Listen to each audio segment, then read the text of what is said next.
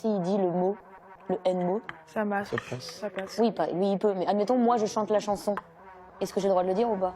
Lors d'un live de la Star Academy, la candidate Marine a demandé à Franck et Ibony si elle avait le droit ou pas de dire le N-word, un mot extrêmement connoté et insultant envers les personnes noires. La réponse hésitante d'Ibony a suscité beaucoup de réactions, une fois de plus.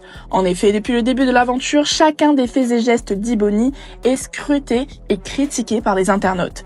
Au début, c'était son comportement jugé trop hautain, un reproche qui rappelle fortement les critiques adressées à Aya Nakamura à ses débuts. Ensuite, c'est l'apparition de son père, venu chanter à ses côtés sur scène, qui a été utilisé comme un nouveau prétexte pour l'attaquer sur sa légitimité dans la compétition. Puis au cours de l'émission, on a demandé à Ibony d'être moins agressive quand elle chante, mais également d'être moins vulgaire quand elle danse. La prochaine étape sera peut-être de lui demander de ne plus chanter du tout, qui sait. À la croisée du sexisme et du racisme, Ibony est tout bonnement victime de misogynoir, une forme d'oppression envers les femmes noires en raison de leur sexe et de leur couleur de peau.